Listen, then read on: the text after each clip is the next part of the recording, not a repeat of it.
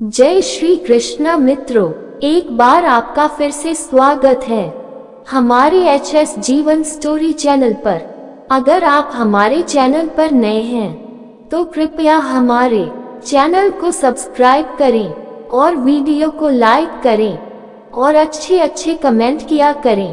प्रिय दर्शकों, आज हम फिर से एक नई वीडियो, नई जानकारी को लेकर हाजिर हुए हैं आप लोगों के समक्ष। प्रिय मित्रों, आज की जो जानकारी है, आज का जो प्रसंग है, बड़ा ही ज्ञानवर्धक और बड़ा ही मोटिवेशनल है। प्रिय दर्शकों, आज इस वीडियो में जानेंगे, चैत का महीना था। ग्वालियर राज्य का मशहूर डाकू परिसु अपने अरबी घोड़े पर चढ़ा हुआ जिला दमोह के देहात में होकर कहीं जा रहा था। लकालक दोपहरी थी। प्यास के कारण परिसु का गला सूख रहा था। कोई तालाब, नदी या गांव दिखाई दे रहा था। चलते चलते एक चबूतरा मिला जिस पर एक शिवलिंग रखा था। छोटे और कच्चे चबूतरे पर बरसात के पानी ने छोटे छोटे गड्ढे कर दिए थे, इसलिए महादेव जी की मूर्ति कुछ तिरछी सी हो रही थी। ये देख परिसु घोड़े से उतरा और उसे एक पेड़ से बांधकर अपनी तलवार से महादेव जी की पिंडी को ठीक बिठलाने लगा। परिसु बोला, महादेव गुरुजी हैं। परशु के गुरु थे, इसलिए मेरे भी गुरु हैं। वे भी ब्राह्मण थे, मैं भी ब्राह्मण हूँ। उन्होंने अमीरों का नाश किया था और गरीबों का पालन किया था, वही मैं भी कर रहा हूँ। मूर्ख लोग मुझे डाकू कहते हैं। धनवान से जबरन धन लेकर दीनों का पालन करना क्या डाकूपन है? तो बना रहे।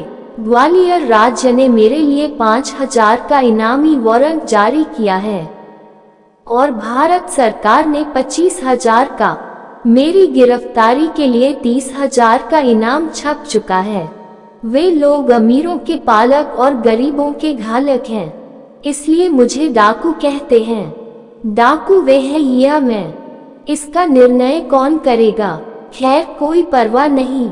जब तक शंकर भगवान गुरु का पंजा मेरी पीठ पर है, तब तक कोई परिसु को गिरफ्तार नहीं कर सकता।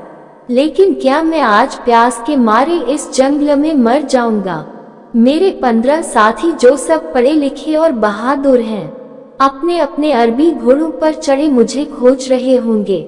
जब वे मुझे इस जंगल में मरा हुआ पाएंगे, तब वे नेत्रहीन होकर बड़े दुखी होंगे। बाबा, गुरुदेव, क्या एक लोटा पानी के बिना आप मेरी जान ले लेंगे? तब तक एक बुढ़िया वहां आई। उसके हाथ में एक लोटा जल था और लोटे के ऊपर एक कटोरी थी जिसमें मिठाई रखी थी। परिसु, बूढ़ी माई, तुम कहाँ रहती हो? बुढ़िया, थोड़ी दूर पर सेखुपुर गांव है, बागोन में बसा है, इसलिए दिखाई नहीं देता। वही मेरा घर है। जाति की अहीर हूँ बेटा। परिसु, यहाँ क्यों आई हो? चबूतरे पर पानी और मिठाई रखकर बुढ़िया बैठ गई और रोने लगी। परिसु ने जब बहुत समझाया तब वह कहने लगी, बेटा, मौत के दिन पूरे करती हूँ। घर में एक लड़का था और बहू थी। मेरा बेटा बिहारी तुम्हारी ही उम्र का था। उसने ये चबूतरा बनाया था और कहीं से लाकर उसने महादेव यहाँ रखे थे। रोजाना पूजा करता था। पर साल इस गांव में कलमुही टाउन प्लेग आई। बेटा और बहू दोनों एक 10 साल की कन्या छोड़कर उड़ गए। रोने के लिए मैं रह गई। जब से बेटा मरा, तब से मैं रोज एक लोटा पानी चढ़ा जाती हूँ और रोज जाती हूँ। इस साल वैशाख में नातिन चंपा का विवाह है। घर में कुछ नहीं है। न जाने कैसे महादेव बाबा चंपा का विवाह करेंगे। परिसु, महादेव बाबा चंपा का विवाह खूब करेंगे। तुम ये पानी मुझे पिला दो, बड़ी प्यास लगी है। बुढ़िया, पी लो बेटा, पी लो। मिठाई भी खा लो। यह पानी जो तुम पी लोगे तो मैं समझूंगी कि महादेव जी पर चढ़ गया। आत्मा सो परमात्मा, मैं फिर चढ़ा जाऊंगी। पी लो बेटा, पी लो, पहले यह मिठाई खा लो।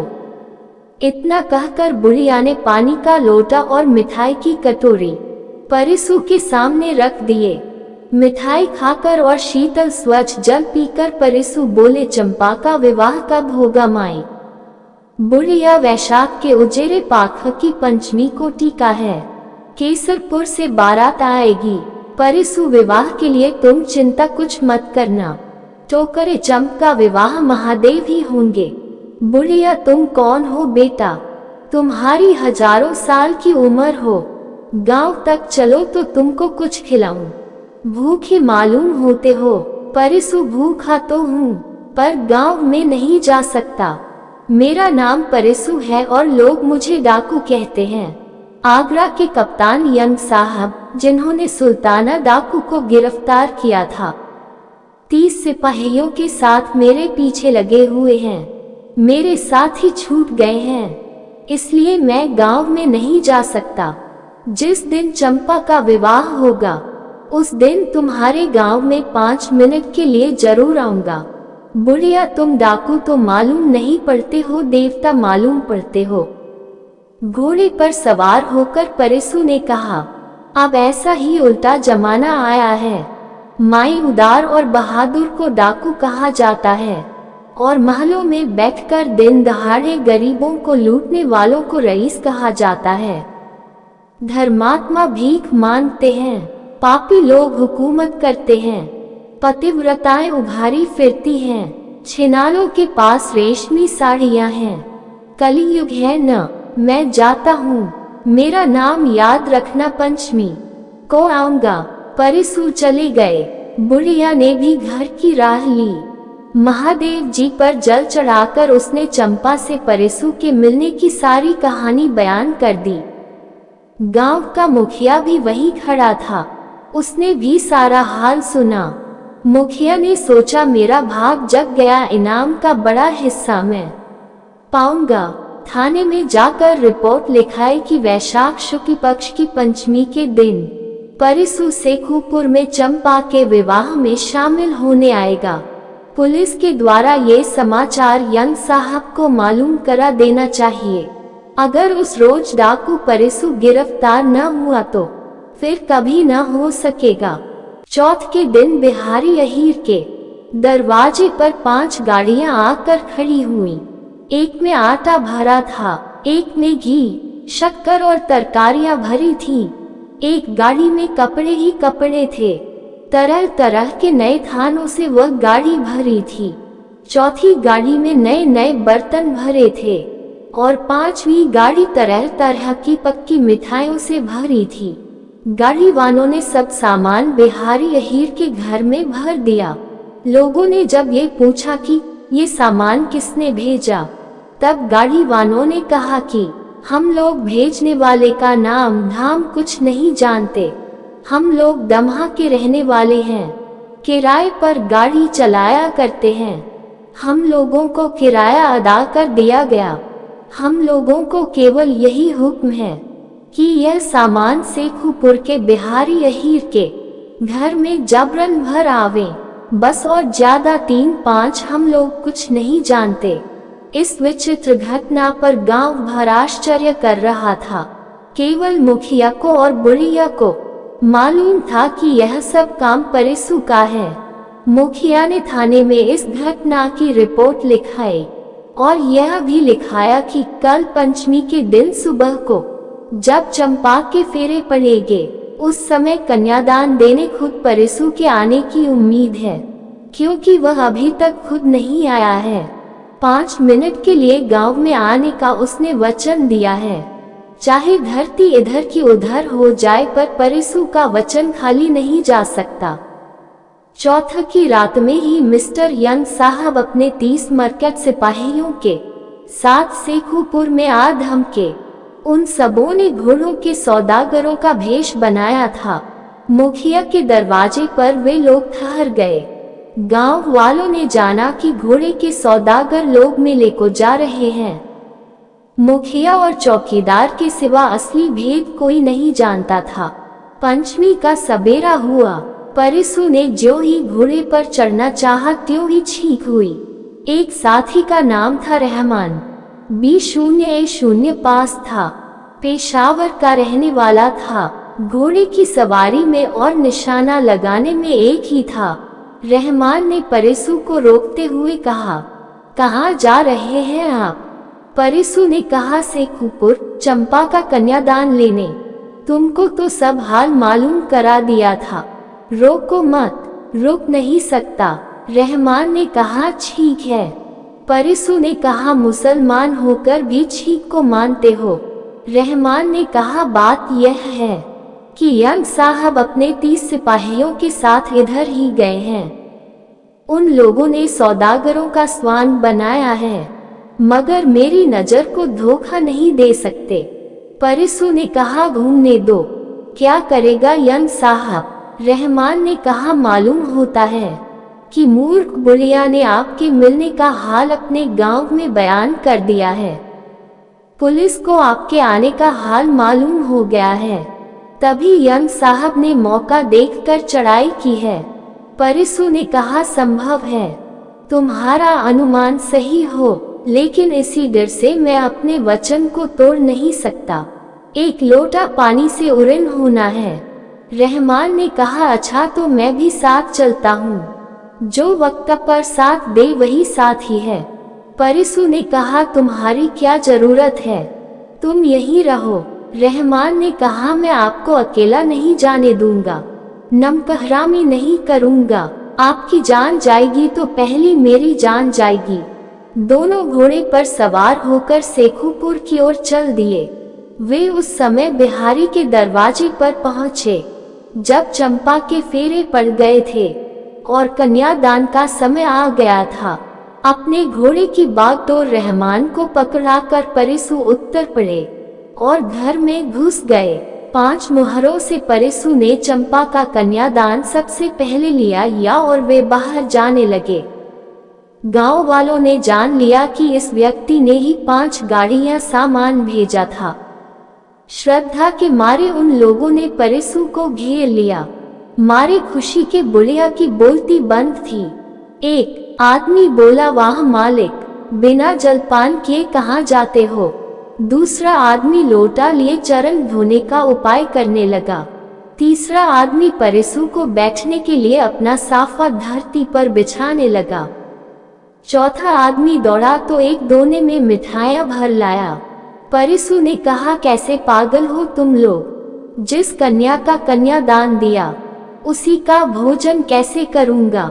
इतना कहकर वे घर से बाहर आ गए। घोड़े पर चढ़ते चढ़ते परिसु ने देखा कि यंग साहब ने उनको घेर लिया है। परिसु ने उनको ललकार कर कहा, गांव के बाहर आकर मर्दानगी दिखलाओ। इसके बाद रहमान के साथ परिसु ने घोड़ों को एड़ लगाए और गांव से बाहर हो गए। यंग साहब ने पीछा किया। सब लोग घोड़ों पर सवार थे। तड़ातड़ गोलियां छूटने लगी। वे दोनों भी फायर करते जाते थे।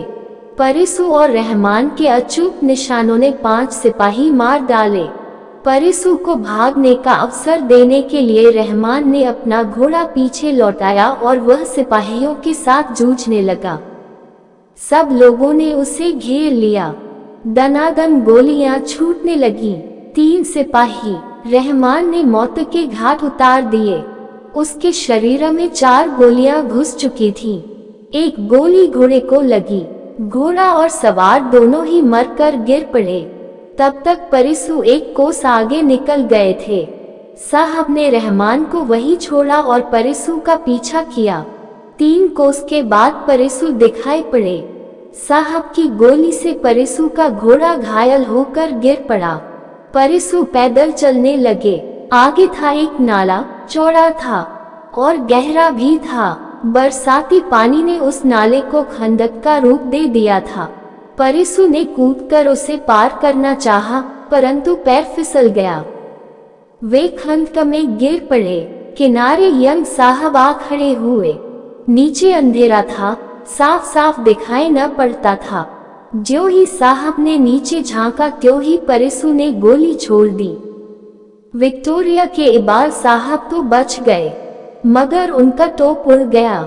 सिपाहियों ने गोली छोड़ी। परिसु एक किनारे छिप गए। फायर खाली गया। साहब ने कहा 30 हाथ गहरे गड्ढे में गिरा तो भी निशाना मार रहा है। शाबाश बहादुर, शाबाश। तब तक परिसू ने आवाज के निशाने पर एक गोली छोड़ दी। साहब के पास एक खड़ा था, उसकी खोपड़ी उड़ गई। साहब ने कहा, हमारे 9 आदमी काम आ चुके हैं, मगर डाकू का एक ही आदमी मरा। एक सिपाही था राजपूत। उसने आगे बढ़कर कहा, मिट्टी गिराकर डाकू को दाब देना चाहिए। आवाज का निशाना साध कर परिसू ने गोली छोड़ी। राजपूत बेचारा मरकर गिर गया। साहब ने कहा, वेल परिसू, तुम बाहर आ जाओ, हम तुम पर बहुत खुश हैं। तुम एक बहादुर और बात का धानी आदमी है। हम तुम्हारे निशाने पर खुश हूँ। परिसू ने जवाब दिया, मैं अपना वचन पूरा कर चुका। एक लोटा पानी से उड़न हो गया, अब मरने का डर नहीं है। साहब, अगर तुम डाका डालना बंद करने की कसम खाओ तो हम तुमको वायसराय से कहकर छुड़ा लेगा। इत्मीनान करो और बाहर आओ। तुम भी बात का धानी, हम भी बात का धानी। आज से तुम हमारा दोस्त हुआ। परिसू बाहर निकल आए और आत्मसमर्पण कर दिए। यंग साहब ने उनको गिरफ्तार कर लिया और आगरा ले गए। कुछ दिनों मुकदमा चला, मगर यंग साहब ने परिसू को साफ बरी करा दिया। परिसू ने समझ लिया, अच्छा उद्देश्य होने पर भी आखिर डकैती थी बहुत बुरी चीज, उसका समर्थन हो ही नहीं सकता। अतएव उस काम को छोड़ दिया। वे साधु हो गए और अपने साथियों को नेकी का जीवन व्यतीत करने का उपदेश दिया। परिसू ने हरिद्वार में जाकर 6 साल तक घोर तपस्या की और सन 1944 में गंगा जी के बीच धारा में खड़े खड़े शरीर त्याग दिया। परिसू ने ये दिखला दिया कि विपत्ति को देखकर भी वचन का पालन करना चाहिए।